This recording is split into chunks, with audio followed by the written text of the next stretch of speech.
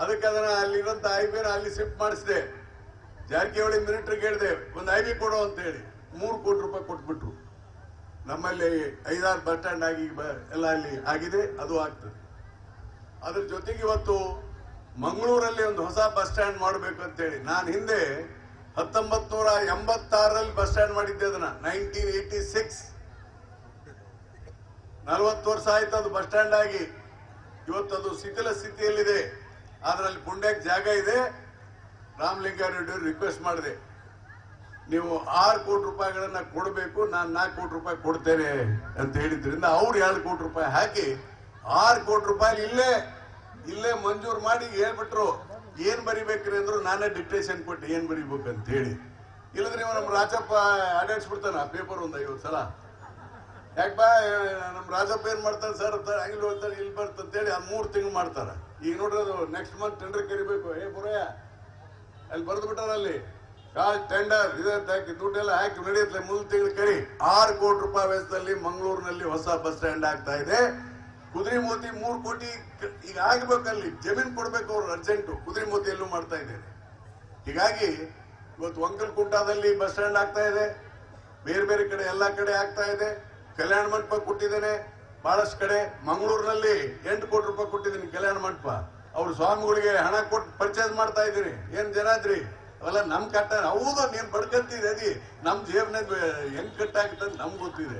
ಜನರ ಸಲುವಾಗಿ ಮಾಡ್ತಾ ಇದ್ದೀನಿ, ಮಾಡ್ಲೇಬೇಕು. ಇಟಗಿನಲ್ಲಿ ಮಾಡಿದ್ವಿ 8 ಕೋಟಿ, 16 ಕೋಟಿ ತಳಕಲಲ್ಲಿ ಕಟ್ತಾ ಇದ್ದೀನಿ, 15 ಕೋಟಿ ಗುಂದೆಂಪಟ್ಟದಲ್ಲಿ ಕಟ್ತಾ ಇದ್ದೀನಿ. ಬಡವರಿಗೆ ಅನುಕೂಲ ಆಗ್ಲಿ, ಶುಭ ಸಮಾರಂಭ ಲಗ್ನ ಮಾಡ್ಲಿಕ್ಕೆ ಅಂತ ಹೇಳಿ. ಹೀಗೆ ಇನ್ನೂ ಹಲವಾರು ಇವತ್ತು ಸಿಮೆಂಟ್ ರಸ್ತೆಗಳು, ಕೆರೆ ತುಂಬಿಸುವಂತ ಕೆಲಸ, ದೊಡ್ಡ ಕೆಲಸ ಮಾಡಿಸ್ಕೊಟ್ಟಿ. ಸಿದ್ದರಾಮಯ್ಯ ನೆನ್ಸ್ಬೇಕು ನೀವು. 26 ಕೆರೆಗಳನ್ನ ತುಂಬಿಸುವಂತ ಕೆಲಸ ಮಾಡಿದ್ವಿ. ಬಂದ್ರು ಬಿಜೆಪಿ ಬೋರ್ಡ್ ಹಾಕೊಂಡ್ಬಿಟ್ರು. ನಾವು ಮಾಡಿಬಿಡ್ತೇವೆ ಅಂತ ಹೇಳಿ. ನಾನು ಹಿಂದೆ ಹೇಳಿದ್ದಿಲ್ಲಿ ಜಗದೀಶ್ ಶೆಟ್ಟರ್ ಕರ್ಕೊಂಡ್ ಬಂದಿದ್ರು ಇಲ್ಲಿ ಅಲ್ಲ ರಾಮಣ್ಣ, ಎಲ್ಲಿ ಹೋತಯ್ಯ ಅದು ಅಡಿಗಲ್ ಹಾಕಿದ್ರಲ್ಲ ಅಲ್ಲ. ಕೆಲಸ ಆಗೈತೆ ಮತ್ತೆ ನಾ ಅಡ್ಗಲ್ಲ ಅಂತ ಹೇಳಿದ್ನಿಲ್ಲ ಅವತ್ತು. ಮತ್ತೆ ಅಡ್ಗಲ್ಲ ಅದು ಈಗ ಮತ್ತೆ ಇಷ್ಟು ವರ್ಷ ಆದ್ರೂ ಅಡಿಗಲ್ಲೇ ಹಾಕೋದು ಇದಾಗ್ಲಿಲ್ಲ. ಈಗ ನೋಡಿ ನಮ್ಮ ಬಸ್ ಸ್ಟ್ಯಾಂಡ್ ಅಡಿಗಲ್ ಹಾಕಿದ್ವಿಲ್ಲ, ಅಲ್ಲೇ ಮೇಲೆ ಬಂದ್ಬಿಟ್ಟೈತೆ. ಮುಂದೆ 6 ತಿಂಗಳ ಉದ್ಘಾಟನೆ ಆಗುತ್ತೆ. ಸುಮ್ಮನೆ ಹಾಕಿಸ್ಬಿಡೋದು. ನನ್ಗೆ ಗೊತ್ತಿದೆ ಯಾವಾಗ ಏನ್ ಮಾಡ್ಬೇಕಂತ ಹೇಳಿ. ಸುಪ್ರೀಂ ಕೋರ್ಟ್ ನಲ್ಲಿ ಪ್ರಾಬ್ಲಮ್ ಇದೆ, ಅದನ್ನ ಹೇಳ್ತಾನೆ ಬರ್ತಾ ಇದ್ದೀನಿ ನಾನು. ಮೊನ್ನೆ ಬೊಮ್ಮಾಯಿ ಬಹಳ ಚೆನ್ನಾಗಿ ಮಾತಾಡಿದ್ರು, ಬಸವರಾಜ ಬೊಮ್ಮಾಯಿ ಅವರು. ಇಲ್ಲಿ ಹೊಡಿತಾರೆ ಹಂಗೆ ಭಾಷಣ ಜಿಮ್ ಎದುರಿಗೆ, ಜನರ ಎದುರಿಗೆ. ಖಾಲಿ ವಿಧಾನಸೌಧದಲ್ಲಿ ಭಾಷಣ ಮಾಡುವಂತ, ಪಾರ್ಲಿಮೆಂಟ್ ನಲ್ಲಿ ಭಾಷಣ ಮಾಡುವಂತ ವ್ಯಕ್ತಿಗಳನ್ನ ಕಳಿಸ್ಬೇಕು ನೀವು. ಇಲ್ಲಿ ಹಳ್ಳಿಯಾಗ ಬಂದು ಖಾಲಿ ಮಾತಾಡಿದ್ರೆ ಕೆಲಸ ಆಗಲ್ಲ. ಅದು ಎಲ್ಲ ಸಬ್ಜೆಕ್ಟ್ ಗೊತ್ತಿರಲ್ಲ, ಈಗ ಮಾತಾಡಕ್ಕೂ ಬರಲ್ಲ.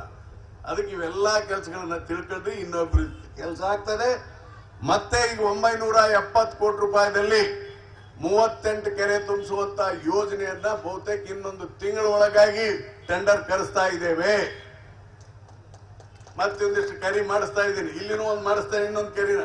ಈಗ ಬೇವೂರಿಗೆ ಕೆರೆ ತುಂಬಿಸೋ ಕೆಲಸ ಮತ್ತು ಕುದುರೆಮೋತಿಗೆ ಈಗ ಇನ್ನೊಂದು 15 ದಿವಸದಲ್ಲಿ ಈಗ ಆಗ್ತಾ ಇದೆ. ಈಗ ಅದನ್ನು ಓಪನ್ ಮಾಡಿಸಿ 26 ಕೆರೆ ಮಾಡಿಸಿ ಇನ್ನೇನೇನು ಕೆಲಸ ಆಗೋಗಿತ್ತು ಎಲ್ಲಾ ಕೆಲಸಗಳನ್ನು ಮಾಡಿಕೊಡ್ತೇನೆ. ಚಿಂತೆ ಮಾಡಬೇಡ್ರಿ.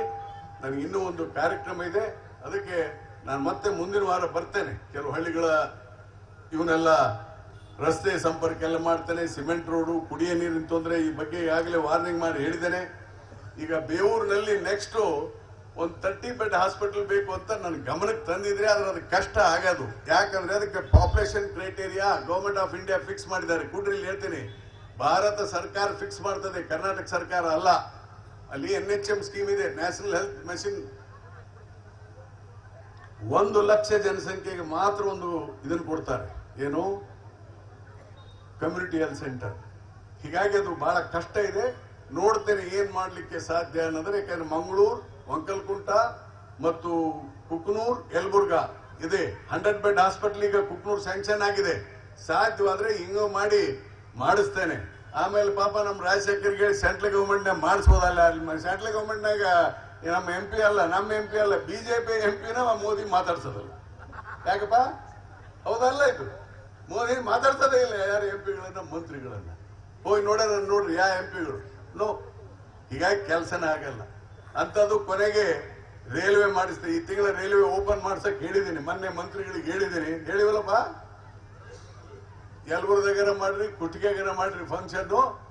ಜಲ್ದಿ ಆ ರೈಲ್ವೆ ಓಪನ್ ಮಾಡ್ರಿ. ನಾವು ದುಡ್ಡು ಕೊಟ್ಟಿದ್ದೇವೆ ಅದಕ್ಕೆ 50% ಪ್ಲಸ್ ಲ್ಯಾಂಡ್ ಕೊಟ್ಟೆಲ್ಲ ಮಾಡಿಸಿದ್ದೇವೆ ಅಂತ ಹೇಳಿದ್ದೇವೆ. ಆ ರೈಲ್ವೆ ಓಪನ್ ಮಾಡಿಸ್ತೇವೆ, ನ್ಯಾಷನಲ್ ಹೈವೇ ಆಗ್ತದೆ. ಕೊನೆಯದಾಗಿ ಇಷ್ಟೇಳಿ ನಾನು ಮಾತು ಮುಗಿಸ್ತೇನೆ. ಇದು ಕಾತ್ರಾಳ್ ಕ್ರಾಸ್ನಿಂದ ಯಲಬುರ್ಗಾ, ಚಿಕ್ಕಮೇಗೇರಿ, ಬೇವೂರ್, ಮ್ಯಾದನೇರಿ ಕ್ರಾಸಿಗೆ ನ್ಯಾಷನಲ್ ಹೈವೇ ಸ್ಟ್ಯಾಂಡರ್ಡ್ ಅಬೌವ್ ಅಂದ್ರೆ ನ್ಯಾಷನಲ್ ಹೈವೇ ಅದು ಬಿ ಕ್ಲಾಸ್ ಅಂತ ಇಟ್ಕೊಂಡ್ರಪ್ಪ. ಅದು ಯಾವುದು ಬಾನಾಪುರ್ ಇದು ಇದೇ ಬಿ ಕ್ಲಾಸ್ ಇಟ್ಕೊಂಡ್ಬಿಟ್ಟಿದೆ. ಯಾವುದು ಈ NH ಬಿ ಕ್ಲಾಸ್, ಇದು ಎ ಕ್ಲಾಸ್. ಅರ್ಥ ಆಯ್ತಾ ನಾ ಹೇಳೋದು? ಇದು ಇನ್ನೊಂದು 3 ತಿಂಗಳ ಸ್ಟಾರ್ಟ್ ಮಾಡಿಸ್ತಾ ಇದೀನಿ ವರ್ಕ್.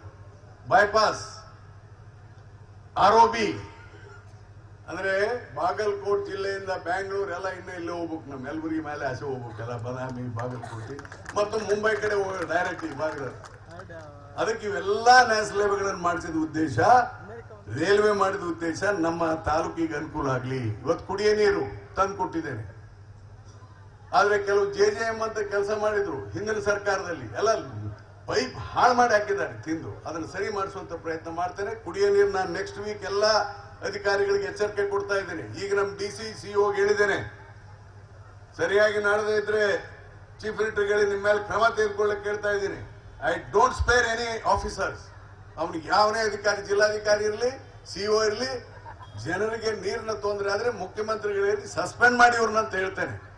ಯಾಕಂದ್ರೆ ನಾಚಿಕೆ ಆಗಲ್ಲ. ಒಂದು ಸರ್ಕಾರ ನಡೆಸ್ತಾ ಇದ್ರೆ ಕುಡಿಯೋ ನೀರು ಕೊಳ್ಳಕ್ಕಾಗಿದ್ರೆ ನಮ್ಗೆಲ್ಲ ನಾಲೈಕರಂತಾರೆ. ಅದಕ್ಕೆ ಸ್ಪಷ್ಟವಾಗಿ ನಾನು ಹೇಳಿದ್ದೇನೆ. ಅದಕ್ಕೆ ಇವತ್ತಿನ ದಿವಸ ಜನ ಆರಾಮಾಗಿರಿ. ನಿಮ್ ಕೆರೆ ತುಂಬಿಸುವಂತ ಕೆಲಸ, ಹಳ್ಳಿಗಳ ರಸ್ತೆ, ಇನ್ನು ಏನೇನು ಇನ್ನು 3 ವರ್ಷ